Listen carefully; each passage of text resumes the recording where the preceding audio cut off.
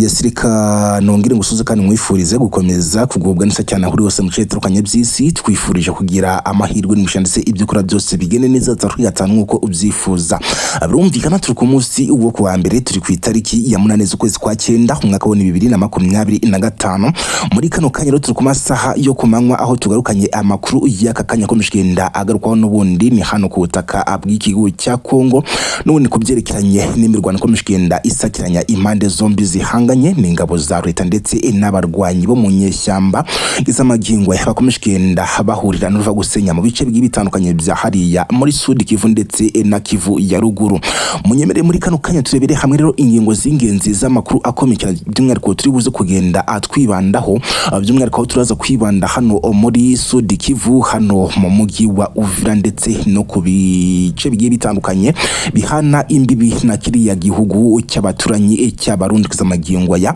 aho ibintu byamaze kuba bizamba mu buryo bukomeye cyane. Ikiswe waza ndetse n'abarwanyi cyangwa se n'ingabo za kiriya gihugu cy'u Burundi arizo FDNB kizamagingo navuga ko amazi atakiriya yandi bitewe n'uwitwa General Kasita kizamagingo yakomishikenda arikoroza ne mugerero hari hatanzwe amasaha by'umwihariko izinyeshyamba za wasazare zamaze kuba aziha ingabo zigucuru ndetse n'ingabo z'u cya Kongo basaba ko uwitwa General Kasita by'umwihariko yaba yakuwe muri iyi ntara Kivu y'amajyepfo dore ko uyu nguyu ari gushijwa ibirego byinshi cyane n'aba barwanyi by'umwihariko kizamagingo yakomishikenda bitangazwa ko ubwo amasaha arimo kugenda yegereza ari nako bikomishikenda abigaragara ko urugamba rugiye kuba rwahindura isura hano mu bice by'ibitandukanye bihana imbibi n'igihugu cy'u Burundi ye bikanagaragara ko rero by'umwihariko imipaka irafungwa uko byagenda kose hagati y'u Burundi ndetse na leta y'Kinshasa nyuma y'uko n'ubundi komishikenda bigaragara ko uyu mutwe wawazana komishikenda wifuza ko wabasha kuba wakontrola by'umwihariko uriya mugi wa Uvira byinshi komishikenda abigarukaho turagenda tubagaruka mu buryo burambuye si ibyo gusa kandi kuko andi makuru komishikenda agaruka komishikenda agaragaza ko muri Kano Kanya mu makuru komishikenda aturuka muri Kivu y'amajyaruguru muri teritwari ya Masisi ahazwi nga Oso Banyungu gizamagingo bikomishikenda bitangazwa ko mu mirwano ikomeye cyane yaje kuba n'ubundi ibera muri iyo ntara ya Kivu y'amajyaruguru ni mu ijoro ryakeye ahaberiye imikutano ikomeye cyane ahangaha rero bikomishikenda bitangazwa ko abarwanyi b'inyeshyamba ngo baje kuba abigarurira uduce tw'imidugudu tugera mu 8 twose. Ibi byose bikomishikenda biteza ikibazo gikomeye cyane cyo kuba urugamba rugiye kuba rwahindura isura kuko uko uyu mutwe ugenda ufata ibice bigiye bitandukanye ni nako leta y'Kinshasa nikomishikenda ikaza inkamba ndetse izana ibitwaro bya rutura ngwibutsa ko ni kuwi cyangwa se ni kugisabwa icyari cyo cyose nkuko President Felix Antoine Tshisekedi yaje kuba atangaza ko nta kabuza agomba kuzaha isomo rya gisirikari aba barwanyi ndetse bitarenze uyu mwaka wa 2025 abarwanyi bigaruriyemo imigi yari ikomeye irimo uriya mugi wa Goma ndetse no mugi wa Bukavu by'umwihariko bari abarwanyi bafashe mu buryo cyangwa se nta mirwano ibayeho byanateje ikibazo gikomeye cyane yewe kinakomishikenda kigarukwaho n'iyi waza wizamagingo komishikenda igarukwaho mu bitangaza amakuru binyuranye ikomishikenda iri kuroza bitewe n'uwitwa General Kasita w'abarwanyi bawaza n'ubundi akomishikenda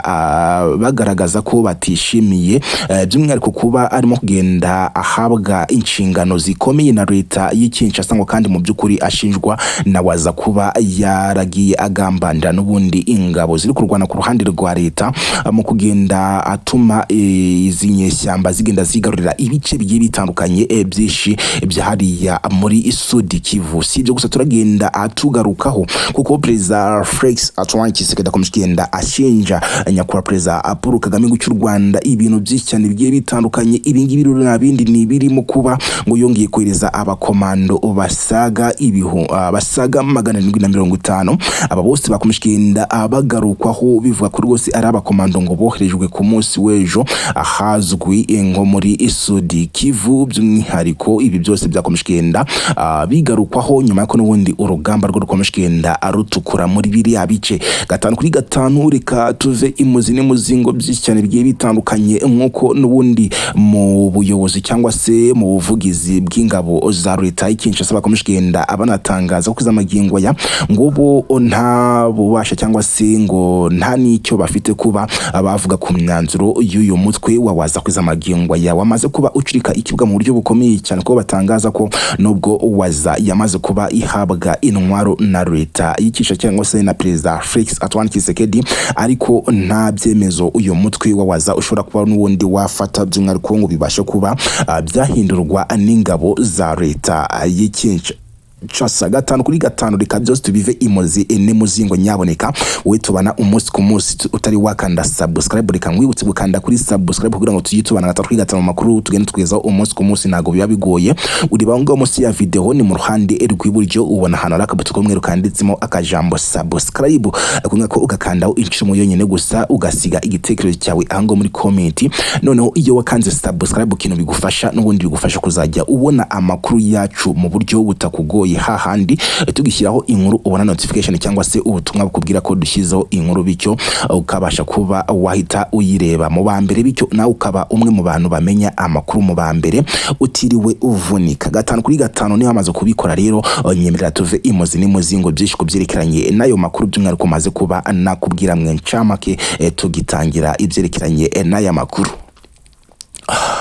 Yesirika twihuse cyane tudatinze n'ubundi dutangirane aya makuru noneho mu buryo burambuye turebere hamwe byinshi bikomeje kugenda abigarukwaho. Munyemerere dore kuri aya makuru akomeye cyane. Osoba Nyungu ni muri Kivu ya ruguru by'umwihariko ni muri teritwari ya Masisi, ahangaha habereye imikotano ikomeye cyane ni mu ijoro ryakeye, aho by'umwihariko abarwanyi b'inyeshyamba basakiranye n'ingabo za leta. Mu makuru akomeye kugenda angiraho muri kano kanya na makuru muskenda ayemeza ko rero ubwo aba barwanyi basakiranaga n'ingabo za leta haje kuba habamo kurasa gukomeye cyane ku mande zombi, ariko ibingibi ngo nago byaje kuba n'ubundi byatuma aba barwanyi b'inyeshyamba babasha kuba bararabibitseho utuduce tugiye dutandukanye n'imidugudu isaga 8 yose ya hano muri Osoba Nyungu kwiza magingo ya agace gaherereye muri teritwari ya Masisi ni muri Kivu y'Amajyaruguru. Tuvuye Kivu y'Amajyaruguru noneho rika twerekeze aho ikibuga cy'imirwano cyamaze kuba cyakwicurika mu buryo bukomeye cyane, yebeshi barakomeje kugenda abagira ubwoba mu buryo bukomeye cyane kwiza magingo ya byinshi bikomeje kugenda abigarukwaho, bikomeje kugenda bigaruka kuri Uvira, bikagaruka ku mugi wa Bujumbura, bikagaruka no ku kibuga cy'indege cya Bujumbura n'ubundi giherereye mu gihugu cy'ababanyi cy'u Burundi kwiza magingo ya gikomeje kugenda kijandika mu ntambara. Yewe ikigo cy'u Burundi kishyize mu kaga gakomeye cyane, ariho bikomeje kugenda bihuzwa na bya bindi bajya bavuga ngo umuntu agira gucya akajya gutabara umugore n'umugabo bari kurwanira mu rugo rwabo bikarangira bamuhindukiranye. Igihugu cy'u Burundi kwiza magingo ya nawo kiri kuvuga rumwe n'abarwanyi bawaza, aho kwiza magingo ya agikomeje kugenda agishyirwa mu majwi kuko bagikomeje kugenda agishyigikira by'umwihariko uwitwa generali Kasita kwiza magingo ya n'umujenerali uherutse koherezwa na leta y'Kinshasa hariya muri Sud Kivu, by'umwihariko ahayoboye batayo ngo yaje kuba ihangana n'uyu mutwe w'inyeshyamba muri gahunda zikomeye cyane zo gushakira hamwe rero uko wakwirukanwa kugira ngo utabasha kuba wakwigarurira umugi wa Uvira, by'umwihariko uri mu ngengero cyangwa se uhana imbibi n'igihugu cy'u Burundi. Uyu generali Kasita rero kwiza magingo ya arashinjwa n'izi ngabo cyangwa se n'abarwanyi ibawaza kukuba yaragiye by'umwihariko agambanira ingabo ziri kurwana ku ruhande rwa leta y'Kinshasa. Ibi byose ngo byaviriyemo rero izi ngabo kuba zaratakaje ibice bigiye bitandukanye byo muri Sud Kivu, ngo harimo no mujyi wa Bukavu ngo wigaruriwe n'abarwanyi b'inyeshyamba mu buryo by'umwihariko navuga ko bworoshye cyane, nta mirwano ibayeho no mujyi wa Bukavu. Byose ibyabaye murabizi ni mu mwaka wa 2025 uyu nguyu turimo nago murabyibagirwa, ndetse ni no mu kwezi kwa kabiri cyangwa se no kwezi kwa gatatu hakomeje kugenda hagaruka ku makuru yerekeranye na hariya muri Sud Kivu cyangwa se na Kivu y'Amajyepfo.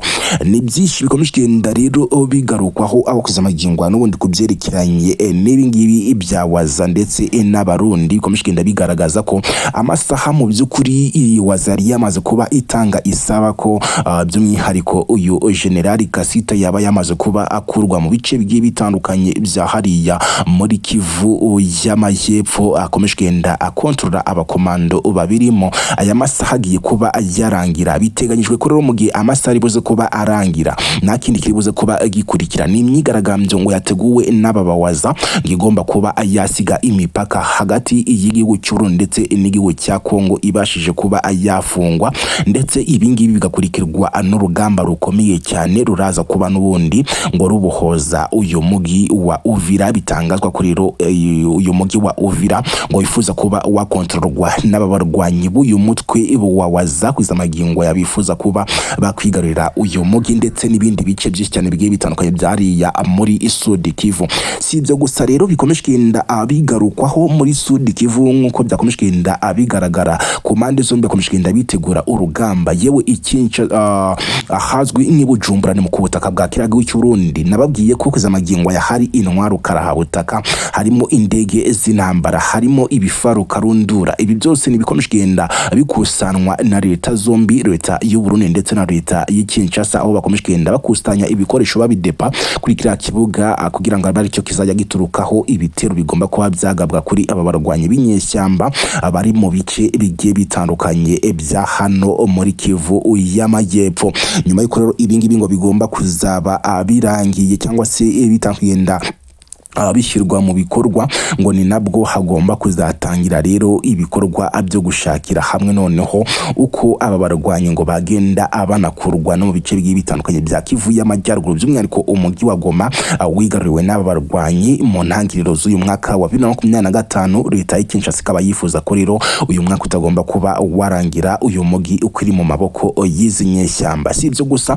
twakomeje kugenda tunababwira ko ku munsi w'ejo hagarutswe ku makuru akomeye cyane cyangwa se no kugiza amagingo akomeje kugenda anagarukwaho, aho Perezida Felix Antoine Tshisekedi yongeye gushinja u Rwanda ibirego byinshi cyane bigiye bitandukanye. Ni ibirego birimo kuba rero ng'abandi bakomando basaga 750 ku munsi w'ejo bamaze kuba n'ubundi bongera kuba abasesekara hariya muri Sud Kivu, aho byakomeje kugenda bigaragara mu byaha leta y'Kinshasa ikomeje kugenda n'ubundi ishinja igihugu cy'u Rwanda mu byaha byinshi cyane bigiye bitandukanye. Nanakwibutsa ko rwose ibintu bikomeje kugenda bigarukwaho mu gihugu cy'u Rwanda ari uwitwa General Kabandana kwiza magingo ya no mukomando kabore wabaye umusirikari mu ngeri zigiye zitandukanye z'igihugu cy'u Rwanda, dore ko uyu nguyu afite ibigwi ndetse n'amateka menshi cyane. Guhera mu 1990 uyu nguyu nibwo yabaye umusirikari mu ngabo z'igihugu cy'u Rwanda. Uyu nguyu akaba by'umwihariko yararwanye ku ntambara yo kubohora igihugu cy'u Rwanda ndetse harimo no guhagarika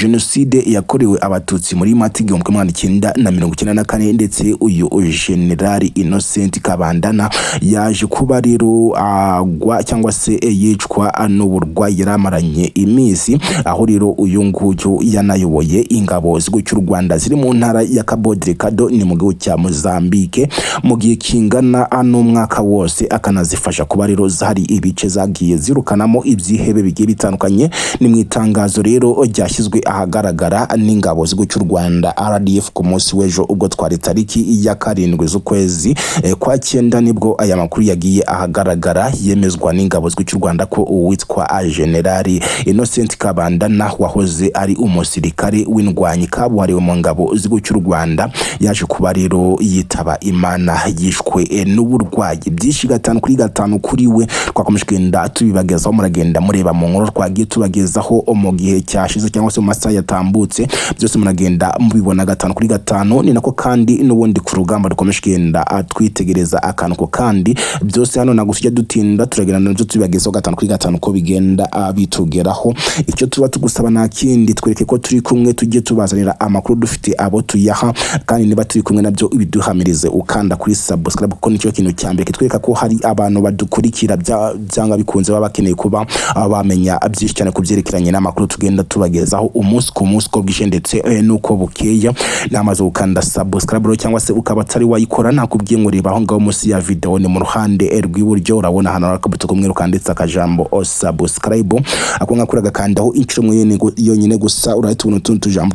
tuntu tuzogera wemeze ko hejuru ubundi gihe cyose arishyiraho inkuru cyangwa se ikiganiro uzajya uhita mu bambere ndetse kandi uzarushaho kujya tubana 5 kuri 5 ni mu makuru yose ndetse n'ibiganiro binyuranye tugenda atukugezaho umunsi ku munsi ko bwishe ndetse